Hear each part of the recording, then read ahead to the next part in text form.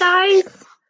I thought for the last part of Number of the Stars that I would read it out loud to you. The last part is called the Afterword, and it's actually written by the author, and she's just wanting. So the author is Lois Lowry, and she is. So it's not part of the story. So the story is over.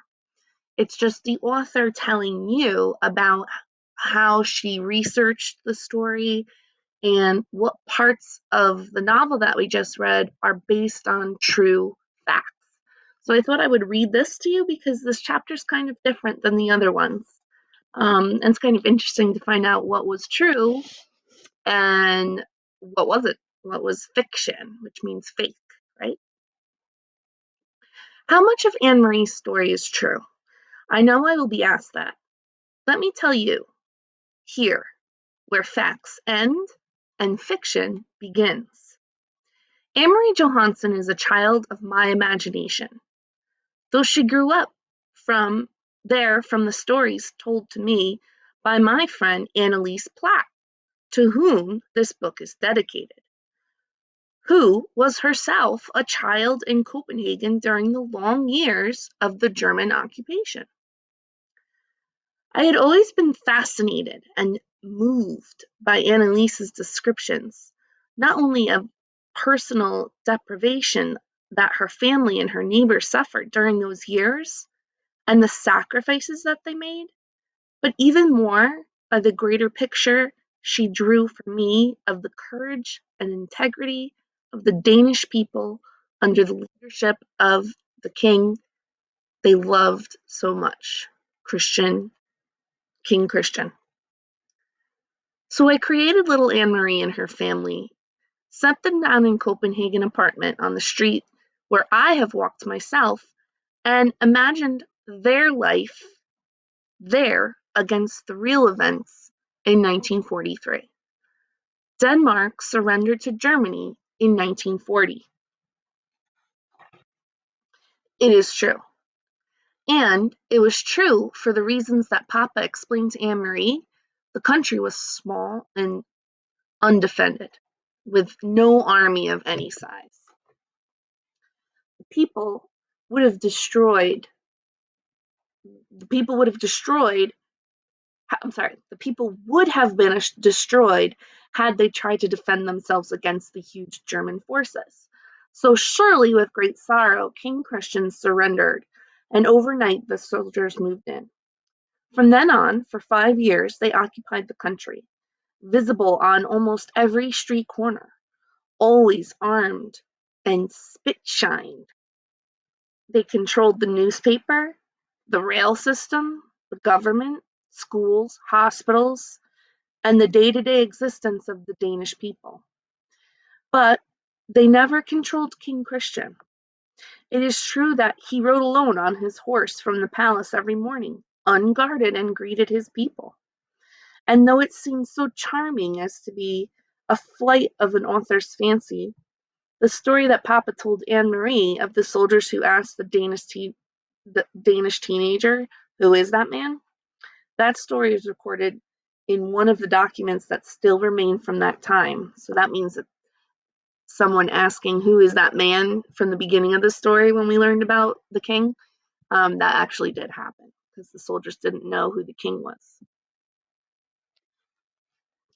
It is true, too, that in August 1943, the Danish people, sank their own entire navy in Copenhagen harbor as the Germans approached to take over the ships for their own use.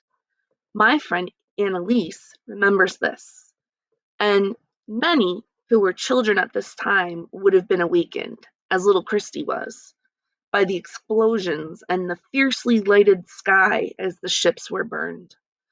On the new year of the Jewish high holidays in 1943, those who gathered to worship in the synagogue in Copenhagen, just like the Rosens did, were warned by their rabbi. A rabbi is like what a priest would be to Christian people. A rabbi is to Jewish people. So their rabbi had warned the people were warned by the rabbi that they were to be taken and relocated by the Germans. Remember, that's the word that the Germans were using, relocate. But and the Jewish people didn't know where they were being relocated to. They thought they were just being placed in another nice neighborhood. But then the Germans relocated them into, you know, first very, very horrible living conditions, and then eventually to the concentration camps. The rabbi knew because a high German official told the Danish government, which passed the information along to the leaders of the Jewish community. The name of the German was G.F. Dunkwitz, and I hope that even today, so many years later, there are flowers on his grave because he was a man of compassion and courage. So he was a German spy who um, pretended that he was German, pretended that he was a Nazi, in order to help the Jewish people and get secrets to them. And so the Jews, all but a few who didn't believe the warning, fled the first raids. They fled into the arms of the Danes, who took them in, fed them, clothed them, hid them, and helped them along to safety in Sweden. In the weeks following the Jewish New Year, almost the entire Jewish population of Denmark, nearly 7,000 people, were smuggled across the sea to Sweden. The little hand-hemmed linen handkerchief that Anne-Marie carried to her uncle, surely something made up by an author who wanted to create a heroine out of her fictional little girl. No, the handkerchief was as well is part of our history. After the Nazis began to use those police dogs to sniff out hidden passengers in the fishing boat, Swedish scientists worked swiftly to prevent such detection. They created a powerful powder composed of dried rabbit's blood and cocaine, a very bad drug. The blood attracted the dogs, and when the dogs sniffed at it, the cocaine numbed their noses and destroyed temporarily their sense of smell. Almost every boat captain used such a permeated handkerchief, and many lives were saved by that device. The secret operation that saved the Jews was orchestrated by the Danish resistance, which, likely all resistance movements, was composed mainly of the very young and very brave. Peter Nielsen, though he was fake, represents those courageous and young people, so many of whom died at the hands of the enemy just trying to save their friends. In reading of the resistance leaders in Denmark, I came across an account of a young man named Kim Malmsbrun, who was eventually captured and executed by the Nazis when he was only 21 years old. I read his story as I had read many others, turning the pages, skimming there, here and there. This sabotage, that tactic, this capture, that escape. After a while, even courage becomes routine to the reader. Then, quite unprepared, I turned the page and faced a photo of Kim Malmsbrun. He wore a turtleneck sweater, and his thick light hair was windblown. His eyes looked out at me, unwavering on the page. Seeing him there, so terribly young, broke my heart.